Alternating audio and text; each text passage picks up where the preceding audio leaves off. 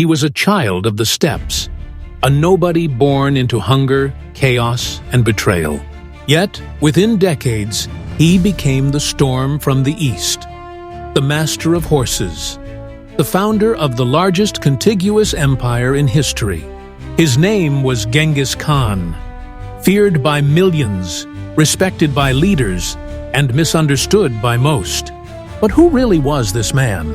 And how did he rise from obscurity to reshape the world? This is the story of a man who didn't just conquer lands, he conquered history.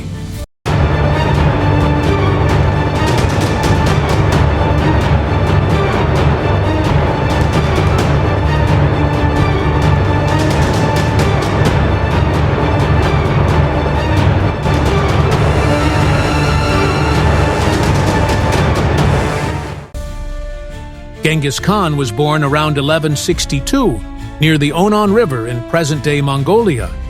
His birth name was Temujin. He was born into the Borjigin clan, a noble bloodline, but fate had other plans.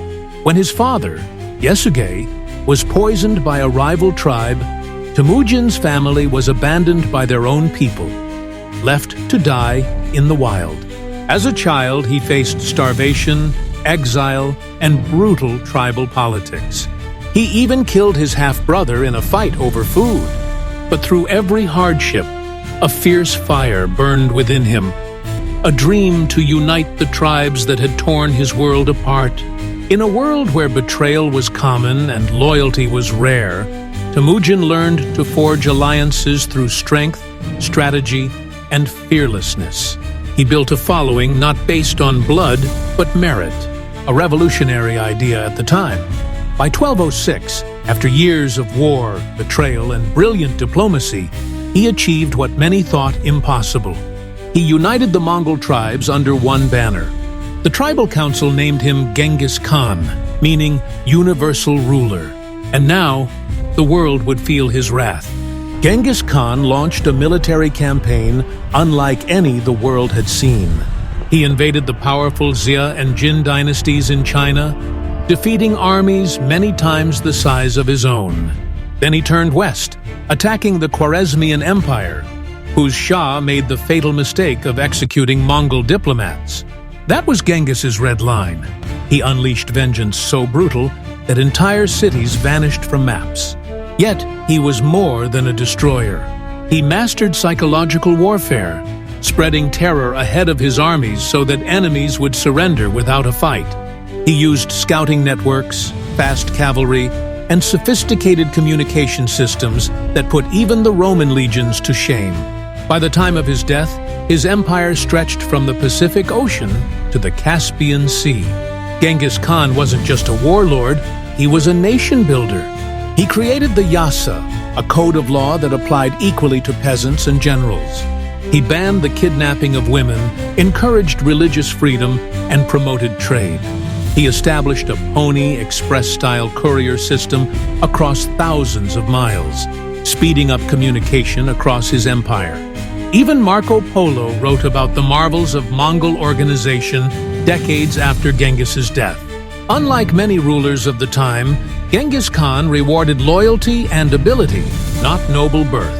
His top generals came from humble backgrounds, some even former enemies.